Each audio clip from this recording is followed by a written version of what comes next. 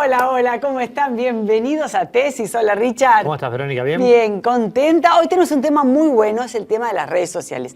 ¿Qué pasó post pandemia con el tema de las redes sociales, el contestar los celulares, el estar con los dispositivos todo el día en la mano? La verdad que nos afecta a todos. A eso. todos. También vamos a hablar de lo que es la vacunación, ¿sí? Ajá. La importancia que tiene, el rol de la farmacia en el tema de las vacunaciones. Ajá. ¿Sí?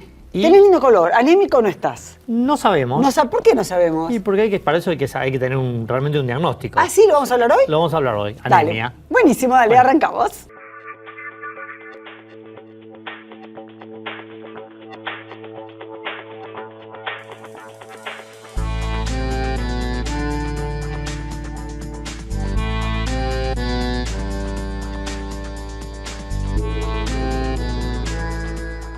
Bueno, estamos con Lili Noguera, es un gusto, farmacéutica. Richard, vamos a hablar sobre la vacunación y el rol del farmacéutico a la hora de vacunar. Sí, la importancia que tiene, obviamente, la vacunación. La en vacuna. general. Sí, la ¿Hay vacuna. algo nuevo en el tema de vacunación últimamente en el calendario? Ay, sí, tenemos novedades en el calendario de vacunación.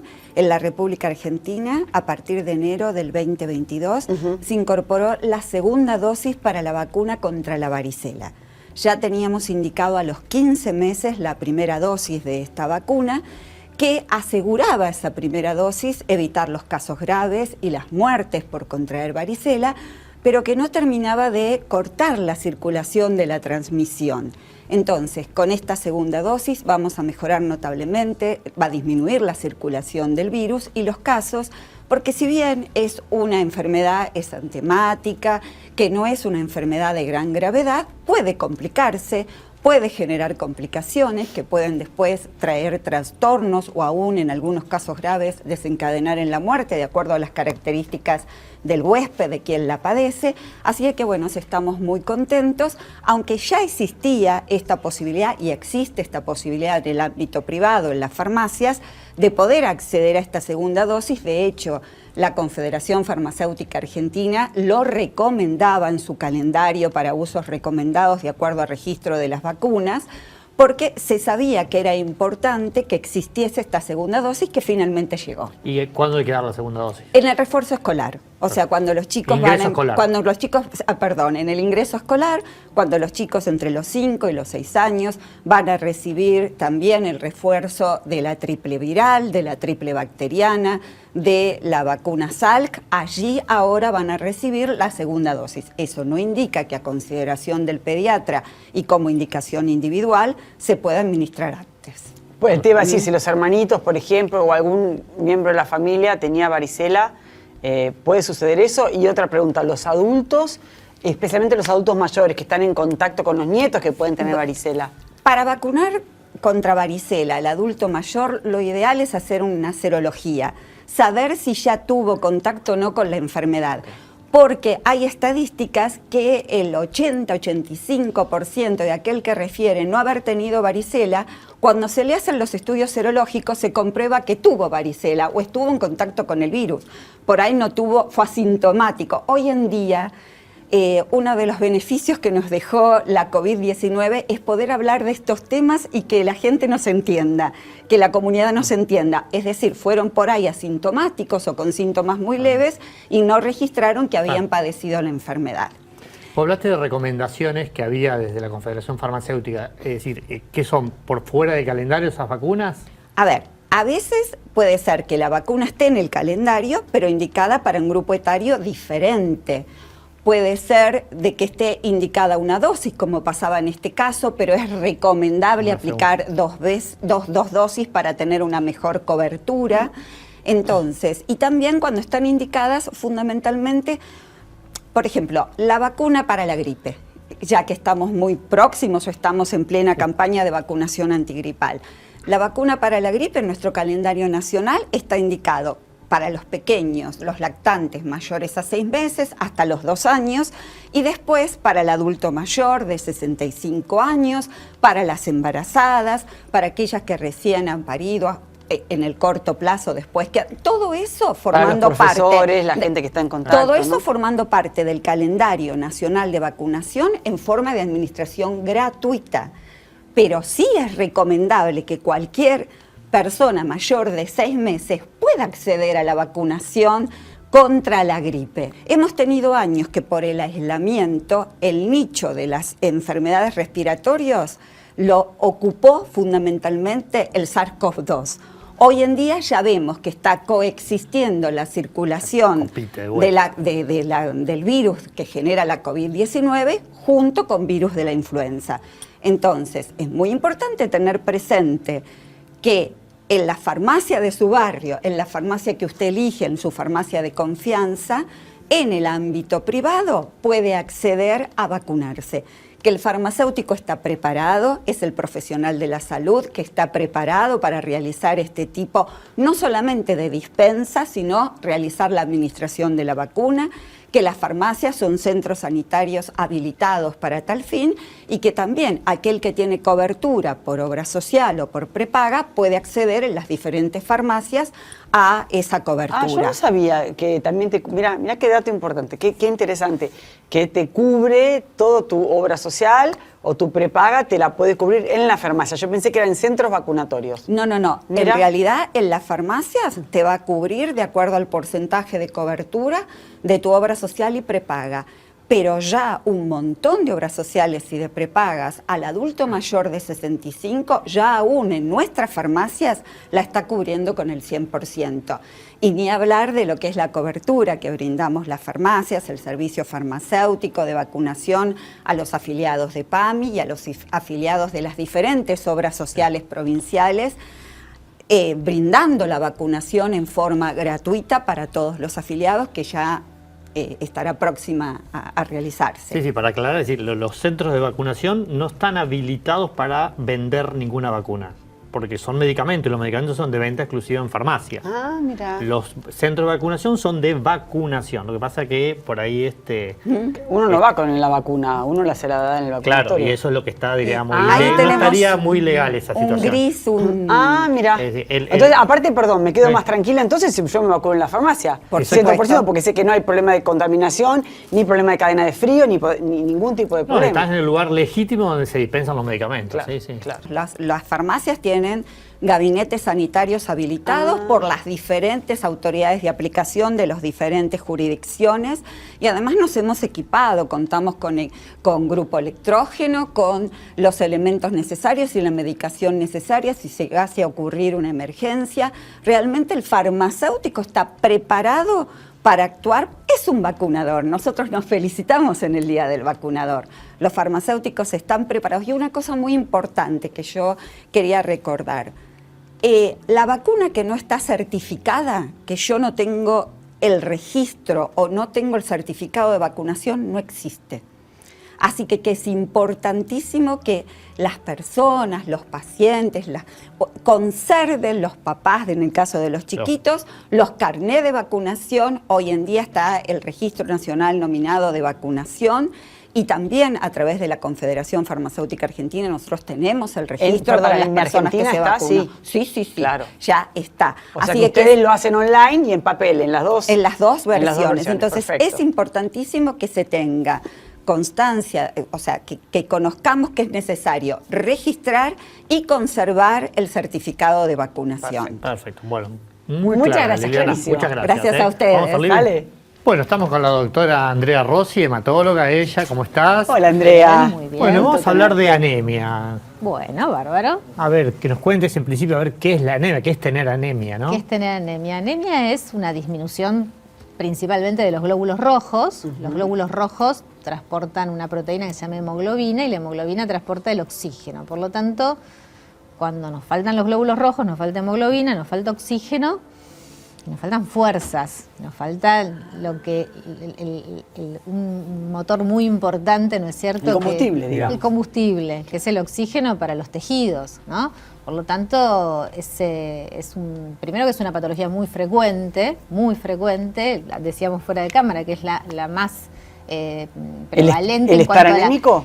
¿Es la consulta más frecuente para el hematólogo? Es la consulta más frecuente. Y para clínica médica también es la consulta más frecuente. ¿Cuál muy, puede muy ser frecuente. la causa? La causa principal de la anemia, obviamente depende de las edades, ¿no es cierto? Pero la mujer en edad fértil, la causa más frecuente son las menstruaciones en la mujer en edad fértil puede traer anemia por falta de hierro. La anemia, a su vez, no solamente que es una patología frecuente, sino que además la anemia por falta de hierro es lo más frecuente, ¿no es cierto? O como causa de anemia, porque por supuesto que las causas pueden ser muchas. En la mujer, te decía, en edad fértil es por las menstruaciones, además muchas dietas demasiado, digamos, escasas en hierro pueden traer anemia, ¿no? Las dietas por ahí veganas muy estrictas, si no están bien balanceadas con otros nutrientes pueden traer anemia, entre muchas causas, ¿no es cierto? Pero esto es lo más frecuente. Y por supuesto las pérdidas de sangre pueden traer anemia por falta de hierro. ¿Y cuál es el síntoma habitual que puede sentir una persona como para ir a la consulta del clínico? Bueno, les contaba un poco esto de que como justamente nos está faltando oxígeno, ¿no? Nos falta fuerzas, una persona en general se siente asténica, es decir, cansada, sin ganas, con tendencia al sueño, tiene ganas de dormir todo el día, con dolor muscular, ¿no? Le duelen los músculos, empieza a caminar y parece que no puede terminar de subir las escaleras. ¿Y el apetito?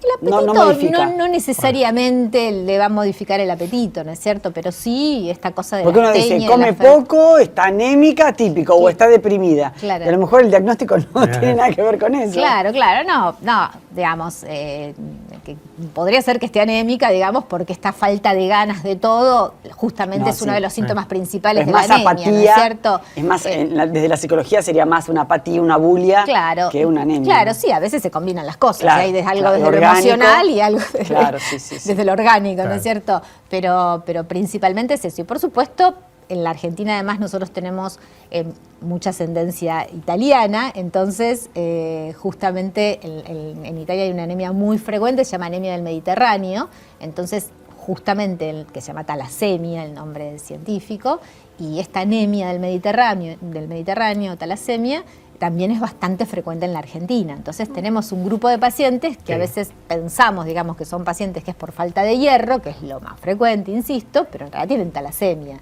que es otra causa relativamente frecuente en nuestro medio. ¿Y cuál es el tratamiento que llevan estos pacientes? Principalmente, digamos, cuando falta hierro y uno lo identifica, por eso siempre hay que identificar la causa. Importantísimo. Se puede aportar hierro. El hierro se puede aportar de muchas maneras, principalmente vía oral, que se absorbe bien, no cae a veces muy bien, así que hay que siempre probar tolerancia, pero si uno aporta hierro puede solucionar el problema, principalmente cuando el déficit tiene que ver con la dieta o tiene que ver con las menstruaciones. Cuando hay una pérdida por tubo digestivo, por ejemplo, bueno, hay que solucionar la pérdida, si no, si yo no cierro el cuerito, digamos, la canilla sigue goteando. Entonces, necesito, digamos, en algún sentido solucionar el problema de base. En el caso de la talasemia, en general, no falta hierro. Muchas veces, de hecho, sobra hierro. ¿Y por qué sería? Bueno, porque el problema es la síntesis de la hemoglobina, es lo que está alterado. Es una hemoglobinopatía, es un problema en la síntesis de la hemoglobina, que es hereditario. Entonces, las anemias en general no son anemias graves en general. Y entonces, en ese caso, se tratan con ácido fólico. O sea, los pacientes... como para cuando uno va a tener bebés. Claro, exactamente. Bueno, y hablando de bebés, en el embarazo también hay una anemia del embarazo, ¿no es cierto? Que también es típica del embarazo. Digamos que dependiendo los grupos etarios, uno orienta, digamos, el diagnóstico de la anemia para dónde va dirigida. Si viene un hombre de 40 años con anemia, bueno, ya ahí tengo que pensar que por ahí o está absorbiendo mal porque tiene una enfermedad celíaca, que es otra causa de mala absorción de hierro. Iba a decir, el tema de la celiaquez, si va machado con... Claro, es una cosa bastante típica de la enfermedad celíaca, es que se absorbe poco hierro y entonces los pacientes tienen anemia ferropénica. Y por más que yo les dé hierro, si el paciente no modifica su dieta... va a seguir sin absorberlo. Va a seguir sin absorberlo. Entonces, primero y principal, hay que modificar la dieta. Ya ahí, cuando él modifica su dieta, digamos, si no incorpora el gluten en la dieta, ya va a tener menos inflamación intestinal y va a poder absorber el hierro de los alimentos. Pero si además yo le quiero suplementar hierro bioral, lo va a absorber también, digamos, ¿no es cierto? Y una persona asintomática que esté con una anemia por ahí no tan importante, ¿cómo se da cuenta, diríamos, con él? Bueno, a veces, como insisto, es algo bastante frecuente que el paciente dice, pero ¿cómo estaba anémico? Yo no lo sabía, porque son anemias más leves, principalmente de la gente más grande, muchas veces se llaman anemias de trastornos crónicos, porque son esas anemias que tienen de pronto la gente más grande que tiene alguna arteriopatía, que de pronto tienen problemas articulares, artropatía quise decir, no arteriopatía, artropatías, que tengan de pronto problemas en las articulaciones, artritis crónicas y demás. Procesos inflamatorios crónicos en general hacen que el hierro que uno tiene en los depósitos no se puede incorporar bien al glóbulo rojo. Entonces al paciente no le falta hierro, pero igual no puede sintetizar. Los glóbulos rojos se sintetizan en la médula ósea, ¿no es cierto? Que es donde están la fábrica de los glóbulos. Bueno, ahí en ese lugar, digamos, no se puede sintetizar. Bueno, esas son anemias más leves, donde el paciente muchas veces las tolera mejor, las tiene de manera crónica. Mucha solución no tenemos a veces para esos pacientes. Y bueno, depende, por supuesto, siempre de los niveles de hemoglobina que el paciente maneje, ¿no? Esta proteína que yo les cuento que tienen los glóbulos rojos y que de hecho le dan el color al glóbulo rojo. Bueno, muchas gracias, Andrea, bueno, muy clara, sí. aprendimos un montón. Bueno, gracias, linda. Bueno, Vamos. muchas gracias. Bueno, Verónica, acá estamos con la doctora en psicología, Marian Durao. Sí. Bueno, Hola. ¿cómo estás? ¿Qué tal? Hoy vamos a hablar de la adicción a la conectividad, a las redes sociales. Dale, ¿Cómo me afecta, encanta. diríamos, la conducta humana, me imagino, ¿no? Bueno, hace tiempo, incluso prepandémico, ¿no? Es esta cuestión de empezar a estar más tiempo conectados. O sea, de que un dispositivo, o sea, antes teníamos reloj, teníamos el teléfono, teníamos la televisión, ahora vemos todo a través de un dispositivo. Y cada vez pasamos más tiempo conectados, y esta tuvo un crecimiento exponencial en el momento de la pandemia, donde bueno, no podíamos estar conectados, vinculados corporalmente, pero sí trabajamos online, trabajamos incluso los terapeutas, ¿no? Empezamos a tener como mucho más trabajo de seguir con nuestros pacientes que además de la pandemia, el virus del coronavirus, empezó a haber una pandemia psicoemocional, ¿no? O sea, Cada vez la más, modalidad de atender a tu... aparte cada vez más demanda, cada vez más personas con ansiedad, con depresión. Entonces, bueno, el trabajo online, el estar... Sí, que no tenías hora o que hacías todo en el mismo lugar. Hacías todo en el digamos. mismo lugar y además, bueno, también con los roles, ¿no? Donde estaban los chicos estudiando en un lugar, estaban las personas, los que estaban acá, los mayores a cargo, también conectados con que salían de una reunión y pasaban a la otra y después pasaban a su sesión de terapia. Bueno, esto hace que cada vez más haya incluso una adicción, ¿no? A lo que es estar conectados con las diferentes dimensiones, si quieren, en la clínica, en las cuales hay entidades clínicas en este momento, como por ejemplo esto de sentirse como afuera, ¿no? El famoso FOMO, el Fear of Missing Out, esto de sentirse que... Si uno no está conectado, se perdió de algo. De que te perdiste de algo. Entonces es como esta constante sensación de ansiedad en la cual tenés como, bueno, la sensación de que está pasando algo en lo que vos no estás participando. ¿Y cuál es el límite entre... Veo que tenés un libro que acabas de escribir. Sí, escribimos con Gaspar Segafredo un libro que tiene que ver justamente con esto, ¿no? Con quiénes somos después de la pandemia, porque hay una cantidad de cuestiones que han sucedido, más allá de que, bueno, trabajo online, trabajo o desempleo offline, ¿no? Todos los vínculos, todo lo que tuvo que ver con los sitios de citas, que ahora no solamente tienen que ver con citas, con aplicaciones para citas, sino también para tener amigos. Yo hace tiempo que trabajo más que nada online, y en todo lo que tiene que ver con Europa, bueno, la gente se conoce a través de estas aplicaciones. Pero también esto lleva a decir, bueno, ¿dónde está el límite para decir...? Sí, ya hoy no tocamos timbre, manda un WhatsApp, estoy en la puerta. No se toca timbre. No se toca timbre. Y tampoco se llama por teléfono. Se llama por teléfono, Son códigos. claro. Eso cambió desde lo antropológico, ¿no? Cambió socialmente esta situación, entonces hay que adaptarse. Cambió totalmente, pero además la cuestión de lo que significa... esta cuestión que se arma en el cerebro, ¿no? Donde si vos estás mucho tiempo conectado, toda esta cuestión de recompensa inmediata afecta la toma de decisiones, afecta lo que deja de ser importante y empieza a ser importante, como la cantidad de likes que tenés. O sea que la presión que recibí de las redes, digamos. El estar constantemente conectado, ¿no? Esta cuestión de estar solos. Pero digo, la aprobación o no que te da las redes, Bueno, digamos. eso es terrible, claro. eso es terrible, ¿no? El ciberbullying, que digamos no lo tienen solamente los niños, ¿no? Que esto es algo que, bueno, en los colegios empezó a pasar de una manera, en la pandemia sobre todo, porque, bueno, antes los chicos jugaban en el patio del colegio. Después empezaron a jugar, mientras que tenían clases, después estaban los juegos online, donde ahí era algo que estaba acéfalo, ¿no? Había alguien que estuviera mirando qué era lo que pasaba. Había muchas burlas, muchos chicos que los desconectaban, no dejaban jugar a otros. Todo esto empezó a tener un correlato en el estado de ánimo, empezaron a haber más consultas. Y a los terapeutas también esto nos llama a estar como muy ayornados en cuanto a, bueno, esta cuestión de la inautenticidad, que es lo que nosotros planteamos con Gaspar en el libro, de este falso self que se construye. Claro, eso te iba a decir. Vos mostrás un pedacito de vos y toda maquillada, depende cómo quieras aparecer. Claro. No te mostrás de otra manera. Verónica, no hace ni falta eso, pones un filtro. Claro. Vos pones un filtro hoy en día claro, y no hace y no falta es tu ni casa, que te tu casa no es tu casa porque tenés un fondo que no es tu casa. Pero ni hablar. No estás en el lugar que estás, no sos quien sos. No sos quien sos. Entonces, tenés es verdad. Hasta de vos también. Te podés meter un filtro podés de cambiar voz, claro. Te podés cambiar la voz, podés hacer una cantidad de cuestiones que, digamos, nosotros somos adultos, venimos de una época donde todo esto no pasaba, tenías que llamar por teléfono, esperar que la persona estuviera. Sí, estás alerta de otras cosas, diríamos. Ahora estamos en algo de que vos estás en una reunión y te aparece en la computadora o el teléfono, lo que estés usando, otras aplicaciones, otras redes, ¿no? Como puede ser WhatsApp, donde empiezan a aparecer mensajes y mensajes. ¿Cómo haces para estar consciente de lo que estás haciendo si en realidad tu mente y tu cerebro están constantemente con otros estímulos? Bueno, vamos a ver entonces quiénes somos. ¿Quiénes somos después de la pandemia? Vamos a leerlo entonces. Bueno, muchas gracias. Bueno, muchas gracias. Muchísimas gracias. Bueno, ¿volvemos? Volvemos. Dale.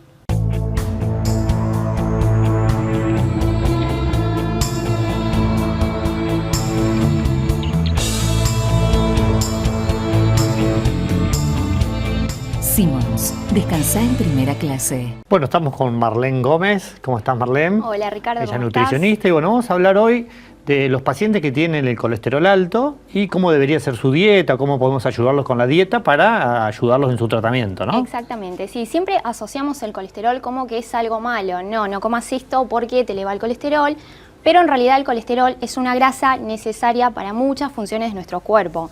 Forma parte de todas nuestras células, para nuestro cerebro, para transportar las vitaminas liposolubles, por lo tanto debemos consumirlas. Pero antes vamos a aprender un poquito a diferenciar qué sería el colesterol. Dentro del colesterol total, si nosotros vemos los análisis bioquímicos, tenemos también el HDL y el LDL. El HDL y el LDL serían como los transportadores.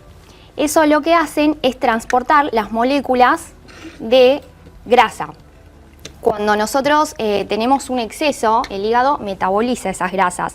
Cuando hay exceso, el LDL, que sería el colesterol malo, lleva mayor cantidad de grasa hacia el torrente sanguíneo. Y ahí es donde las moléculas se van acumulando en las arterias, generando placas de ateromas. Esto lo que hace, a largo plazo, puede tener riesgo de infartos. Claro, porque, digamos, saca la luz del tubo, digamos, del tubo. Claro, lo va tapando, entonces va tapando las arterias y genera riesgos. Entonces, el colesterol no es que sea malo, sino que lo que es malo es la acumulación de colesterol malo. Sería. Exactamente, entonces, al consumir productos por ahí que tienen grasas más saludables, aumentamos el HDL, que ese sería el bueno, y este hace al revés.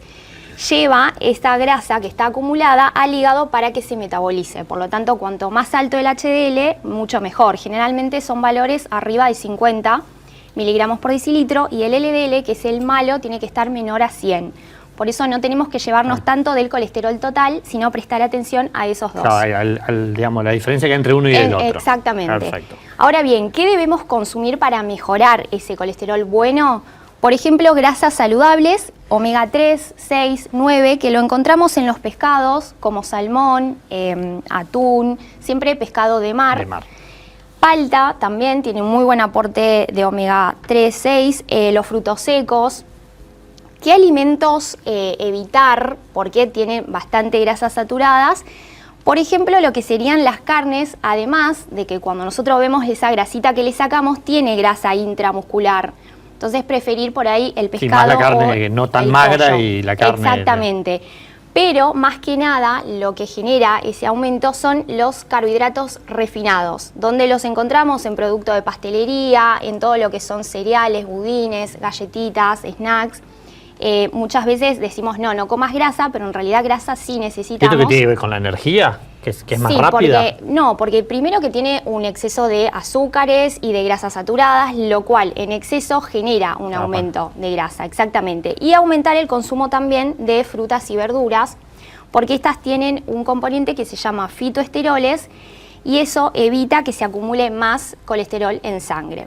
Está muy bien. Y eso obviamente siempre con la sumatoria de los hábitos saludables, caminar y demás, digamos. Hacer actividad física, eso también aumenta el colesterol bueno y por supuesto las personas que tienen colesterol elevado, el 30% se puede modificar con la comida, pero el 80% lo genera el hígado. Por lo tanto, deben consultar a su médico para tomar la medicación correspondiente para disminuirlo. Está muy bien, así que hacer la dieta o por lo menos basarse, Ayudar ayudarse con la comida, con la actividad física y ver a ver si no, digamos, tratamiento medicamentoso Exacto, pero y sí ahí controlado. mejoramos, tal cual. Bueno, muchas gracias, Marlene. A vos. No hay nada más lindo que ver a tus hijos felices. Por eso yo elijo fideos Marolio, que le dan sabor y frescura a las alegrías de todos los días. Spaghetti, rigati, moños, tirabuzón. Mamá, te amo. Marolio, una de las marcas más elegidas por los argentinos. Buenísimo el programa, me encantó. Sí, la verdad que cada día los temas son más profundos, vamos aprendiendo. Exacto, y variadito Sí. y picadito, ¿no? De todo un poco. Pues nos reencontramos el sábado que viene. Nos reencontramos. Gracias.